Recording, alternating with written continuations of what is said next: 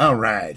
Now this video is going to be as serious, real, from the heart, and personal as any video I've ever made since I started this channel. Ever. Like, this one takes the cake. So before we go there, I want to take a couple seconds to acknowledge my man Cephas, who competed today. Hit a 725-pound squat. That's 3.5 times body weight. I want you to think about this for a second. Now, you could say, well, Charles, there's guys that are squatting over 1,000 pounds. 700 is nothing. Yeah, those guys are all 6'5", 400 pounds. They're silverback gorillas. You know, like your Shaws, your Eddie Halls, your Thors, those guys. Yeah, of course, those gorillas are squatting over 1,000 pounds. We're bonobos. We're little chimpanzees compared to those guys. You know, like 220 pounds versus 400 pounds, 5'9" versus 6'4". I'm going to say this: 725 pounds is incredible, and it should be celebrated as an achievement that's just beyond comprehension. It blows me away. And I've been chasing Cephas for a minute here, and I think for the old man's doing pretty good for 50, but God, he's widening that gap really fast. Holy crap. To be clear, this video is primarily an apology to my wife, Christina, and I was hesitant in making it because, you know, I was talking to her about it, and we discussed that it would be a good topic of conversation for my channel, and it would fit with the theme of what I'm trying to do. But aside from that, you know, I don't really like to air personal issues. I don't like to get too personal. I think in one video in the past I talked about why my son doesn't live with it. You know, we don't see him in all my videos, and it was a question that kept coming up, so I felt I had to address it, but I was uncomfortable making that video.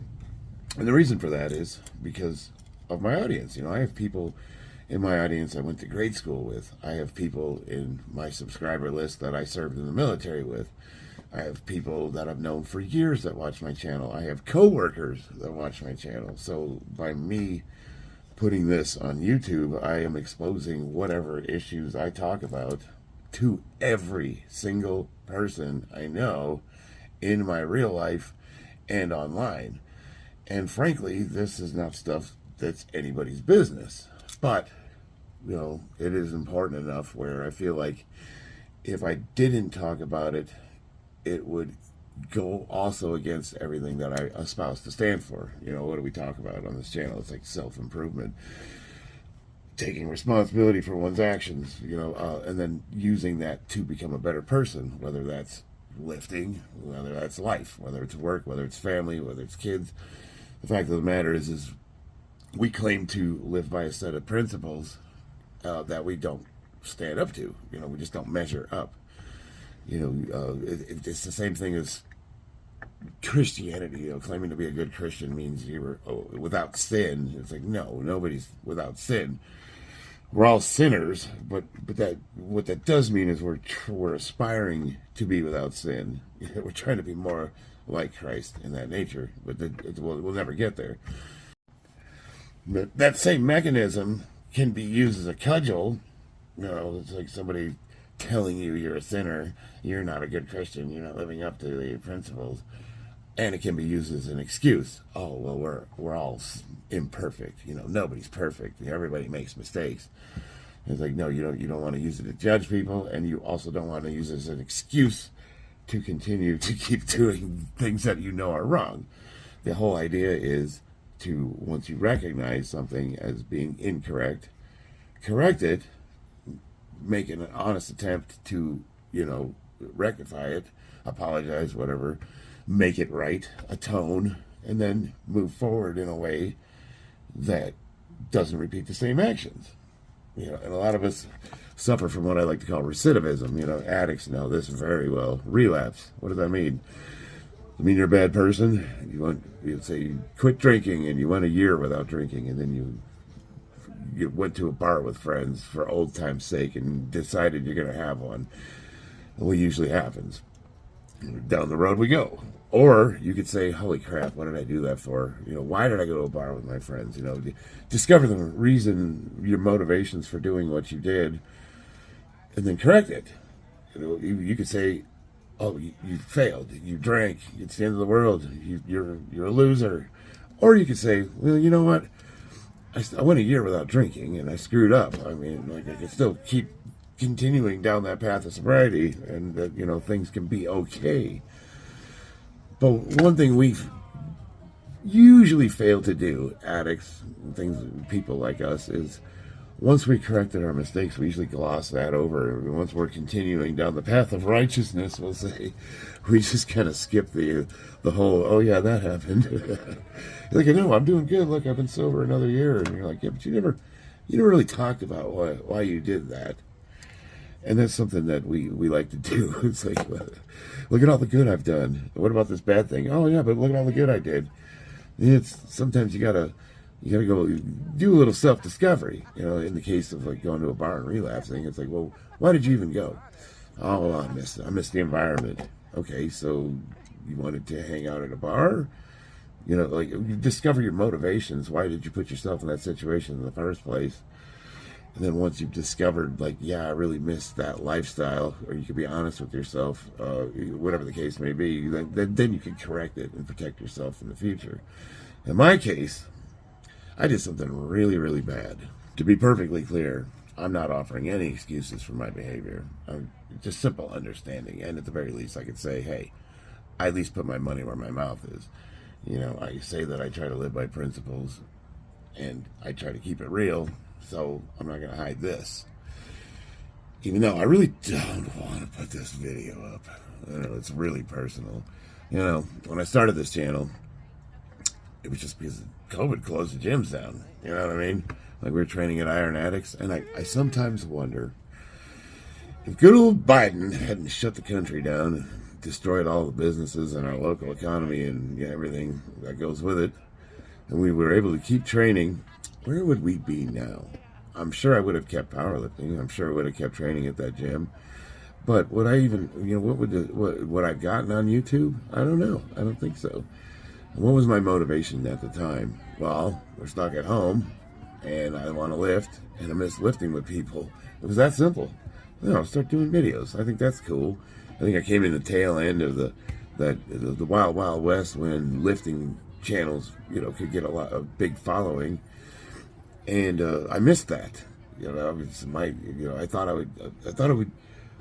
I was unique. I thought an older lifter, a successful power lifter over the age of 40 would be something of interest to people. And I found out that nobody cares. It's like the dime a dozen. But as I kept putting videos out, I gained a little bit of a following, and I did well with powerlifting, and I continued to progress, and here we are today. And recently, my channel's taken off. It's like I'm getting like the hours that my live streams are getting, like the views. It blows me away. I don't understand it. I don't understand why people tune in to watch me. I don't know what I'm doing differently. I'm just some old guy that's been working out in his garage, and to be fair, I'm a fairly elite powerlifter. I don't give myself enough credit. The point is I'm not used to this kind of attention. I've always been accessible, meaning if you followed me, you could contact me and we could train together. As a matter of fact, just last week, one of the gentlemen in my live stream, one of my subscribers, reached out to me. Turns out he's here in Vegas with his son, and I was able to go over to his house and train with him. And he brought his son to the boxing gym that I go to, Artist Boxing on Sunset and Pecos, and he's now training there with us. Like, that's awesome. How cool is that? I've met a couple people, and I've gone across the United States and met up with people that I've met on YouTube. And I've gotten to go to competitions. I've trained with people. I've gotten to collaborate. It's been really awesome. And then I've gotten people to compete where I didn't go to their competitions because of time and distance, but I was able to watch them, kick them off on their journey where they were just working out in their garage, and they entered a federation, and they competed, and now they're doing really well in the sport. I get to say I was part of that. That's really, really cool. And I still have, my goal is to open a gym, and I was going to use my name and try to leverage some kind of brand recognition. So there is business implications to what I'm doing, especially now that I'm monetized and my channel's growing. And it's growing fairly rapidly. You know, how far it's going to go, I don't know. I take nothing for granted. But I opened myself up to some potential issues, and here's what happened. All right, ready? For reasons I won't go into, I had allowed myself to get to a point where I wasn't communicating with my wife very well. That's not to say we had a bad relationship. You've seen her in my videos. You've seen us go out together. Everything that I show in my videos is real. You know, with a happy family life. I train with my kids. Like, all that's true. There's nothing I've said that's a lie. But my wife's been in a couple of car accidents, and we, you know, with just life got in the way, and I forgot how to talk to her, and I wasn't telling her things, and as a result, I kind of put myself in a position where, you know, I don't know. It's hard to describe. You know, I don't want to turn this into like a psychotherapy session, but the bottom line is, here's what's happened. Because of this explosion in popularity, I was getting a lot of people hitting me up on Instagram, and a lot of them were women. Now, 99.9% of those women I just ignored, blocked. Some of them were bots. Some of them were obviously like OnlyFans girls trying to, you know, whatever, get money out of me, or who knows what. But easy and easy. You see an attractive woman, you just don't go there. You're married, right?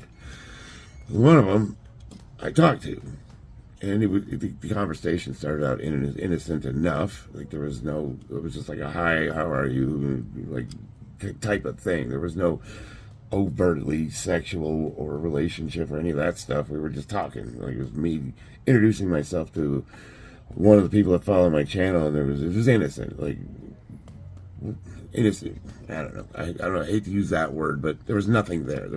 That wasn't the intention, you know. But as the conversation progressed, for whatever reason, I crossed the line of being inappropriate.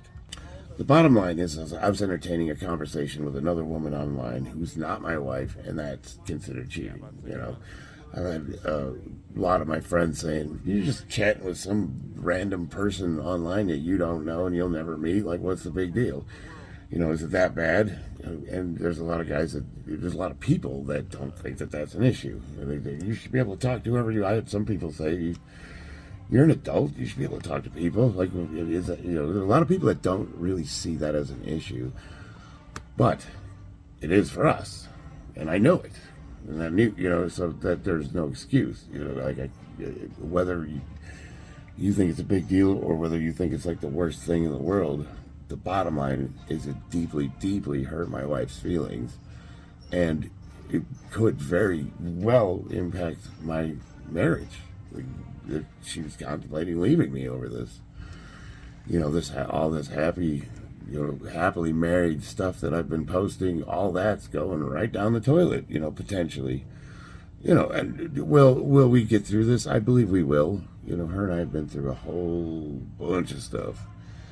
But this is a big deal. This is huge. And the reason why I think it was necessary to talk about is because for people that are starting their own channels, or people that are starting to stream online, and people that are starting to get, I've seen a few of the small content creators, they're starting to blow up. They could be potentially putting themselves in this situation. And for guys like us, we want to be, you know, we have psychological issues. You know, a lot of us are damaged. We're drug addicts, you know, recovering, you know, whatever the case is, whatever trauma that we've, you know, we use powerlifting to help cope. You know, for a lot of us, it's, you know, lifting is a big part of our recovery. We tend to be really accessible. You know, we want to be that guy. We want to be liked by everybody. We want everyone, you know, we want to be useful. We want to feel needed, and it can be, it's setting boundaries is super important. And then I don't think I had proper boundaries. You know, I was setting myself up for failure. And it's not necessarily just like talking to women. It's like okay, it's one, you're telling people that you hitting me up on Instagram saying, I can train you. Well, how many people can I realistically do that to? Like, I got to be super careful because you don't want to put yourself in a situation where you're not a man of your word, right? You say you're going to help somebody, you need to be able to. Like, even this gentleman that I met up with last week, how realistically, how many times a week can I meet up with this guy before it starts impacting my personal life? Like, how many people like that can I take on? And I'm the type of guy that wants to be everything to everyone, so I'm like, hell yeah, I'll help you out. Hit me up on Instagram. Next thing you know, I got 30 people that I'm trying to do this to, and I'm driving myself nuts, and I'm not taking care of myself, and I'm not following my program, and I'm not spending time with my family. It's like I got to be super careful. So setting boundaries is super important. And one thing I learned with this is I can't be the nice guy. I can't, when it's like, when I'm online and someone's like, "Are you single?" And I'm like, "Tee hee hee," we're all joking around, or the gay thing, everyone's like, they call you gay, and like, I get hit up by men too, and it's like, I don't ever want to be that guy on a live stream that offends somebody and then loses a possible subscriber because, I can't take a joke, or I said, no, I won't talk to you for whatever reason. And so I try to be that, inert, you know what I mean? Like, not yes and not no, it's like, you don't know, right? It's clearly, I'm married with kids, and I've been happily married for 13 years. And, I'm not going to get in a relationship online. But, somebody calls me handsome or whatever, and it's like, I'll be like, thank you, Like, do I slam the door shut on that person and be overtly offensive? Or do I say thank you? Or, like, are you leading them on? Is that giving it somewhere to go? I say, you can hit me up on Instagram for training questions. Well, they're not interested in training, but, I've left myself open as an access point. So I think moving forward, it's important that maybe I start setting boundaries, but at the same time, I want to keep things fun. People call me names or whatever, like I'm playful, I don't ever want to like close the door on a conversation. I enjoy jousting with people online. It's a lot of fun for me, and it's a good release. So a lot of that is just me not wanting to be rude or, say something that's going to be off-putting to somebody else. But, sometimes in order to live by your principles or be a man of your word, you have to. You just have to. And that's kind of like, that's sort of the moral of the story. Man, that woman has put up with so much bullshit from me. Let me tell you. Here's one of the ones. This one's a doozy. I'd been sober for a couple of years, and I was doing really well. I was making decent money, and I got this job offer in West Virginia to basically be a cement plant, kind of like giant kiln. They make the like type 2 cement, and then for the concrete mixes, it's like basically a giant chemical plant in a mine.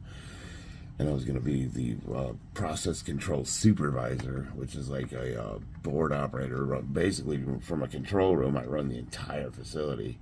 And I got that job offer, and I'd been doing that at Molycorp. I was the PCS up there. They called it the operations specialist, but it's basically the same thing, board operator. A huge promotion. They were going to fly me out to, or they bring me out to West Virginia, the Panhandle, and put me up and give me time to find a place to live and then move my family out. And it was a huge, huge, huge deal. But I hadn't been sober that long, and this was going to be the first time I'd be away from home, my support group. And a lot of people were like, they said, I shouldn't do it, or I should bring someone out there with me.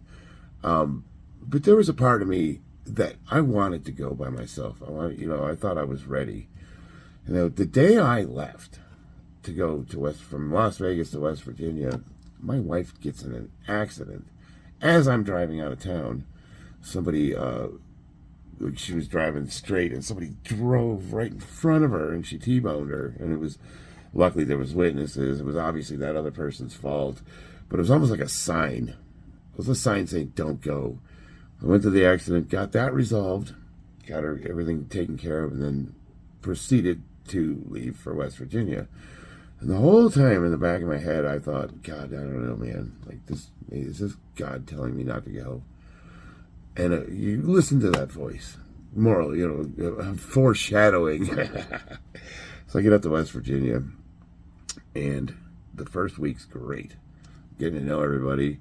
The plant, like, it's a totally foreign process to me, but I'm picking it up really quickly, and I'm working with a couple of engineers, and things are looking good. Things are looking really good.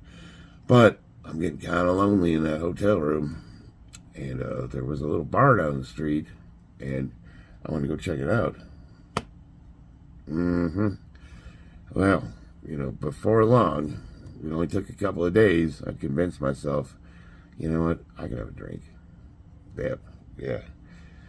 Well, to shorten the story significantly, I wind up shut in my hotel room. I didn't show up for work, and they still didn't fire me. It took them they were legitimately concerned about me. Once you get to that level, it's not like you're working at Wendy's or whatever, Walmart, where if you don't show, you're just fired. Like they hired you for a position that they're like, this is the guy that runs the plant. Like, what happened to him? He disappeared. So they were really concerned. And they went out looking for me, and I stopped communicating. I think I broke my phone. Holy crap. So my wife had managed to figure out what hotel room I was in West Virginia, and she sent police there to do a wellness check. And man, it was just surreal. So let me fast forward. I basically wound up losing that job. My income, I'm abandoned my wife in Las Vegas with our daughter. She's got no money. How are we going to pay the mortgage? She's totally screwed. I checked myself into the VA, the Martinsburg there, and they had a recovery program there. And I wound up staying there for a few months. They actually helped me get right. And I came home, and it was, here's a woman that she was stuck.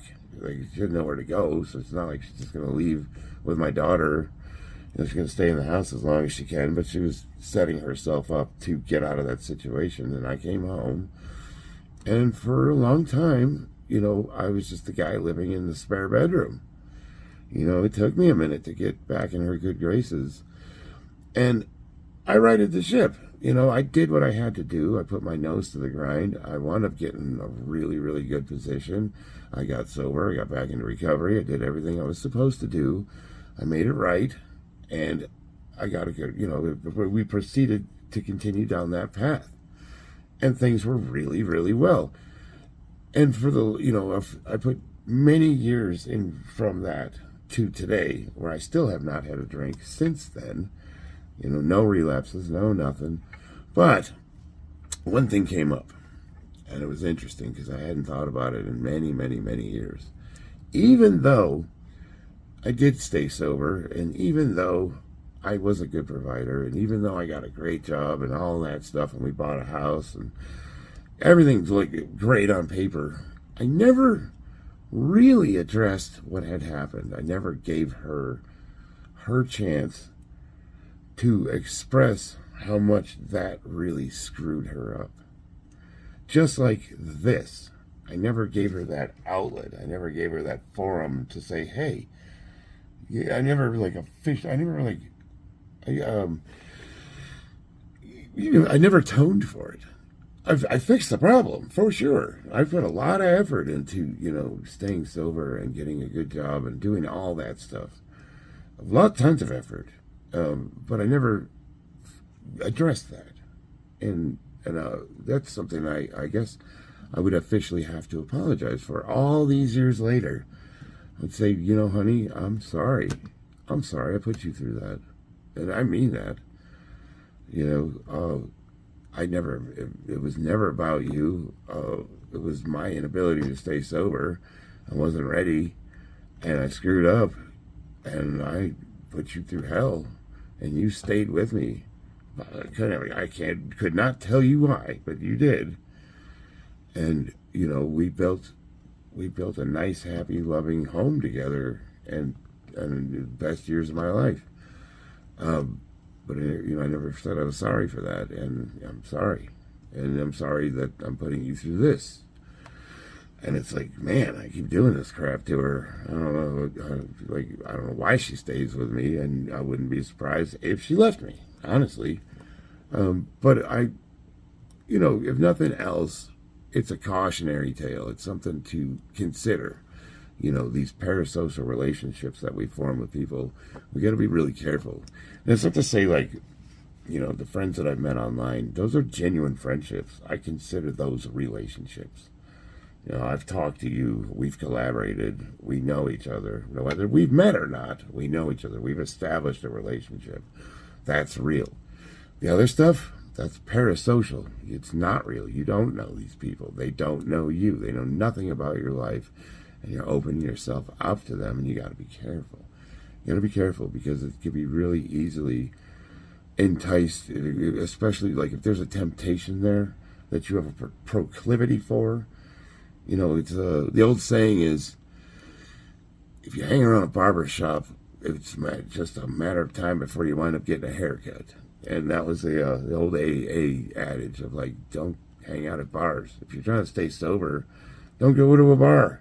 Hanging out with your friends, drinking coffee. Don't be that. Don't put yourself in a situation where your lower nature or your inability to say no will get put you in a bad situation. And that's exactly what I've done here, because this is not the first time I've done this to her. I did this a year or so, half ago. I was talking to a girl, and it was bad, and it was understood that if that ever happened again, it's knowing I have a tendency to do this kind of thing, or I have it in me to do that kind of thing. Why would I put myself in a situation where that could happen? So I've taken steps to kind of insulate myself and protect myself, because I put a lot of work into this channel, and it's something I want to keep doing, and I think I get a lot of value out of it, and I've met some awesome people, some real awesome friendships, and I want to continue to keep doing what I'm doing, and I'm going to keep keeping it real, and I'm going to keep you guys, if I go through it, you're going through it with me, you know what I mean? And that's sort of always been what I've tried to do, but at the same time, you don't want to air your dirty laundry out on the internet for everyone to know about. Now every single person in my life is going to know about this, and I'm still doing it knowing that, because that's the level of commitment I want to show my wife, that I'm willing to do that. I'm willing to embarrass myself, by stating, the mistakes that I've made, so that everyone and their mother, including people that I work with, there's people I don't really want anybody to know about this. There's nobody I want to tell about this, but I need her to understand how sorry I am, and I also need the internet to understand that I'm not available. You know what I mean? I am in a committed relationship, and I want to keep it that way. So it's sort of two birds, if that makes sense. I tell you, this is a rough one. But I don't know. I would love to hear your thoughts on it.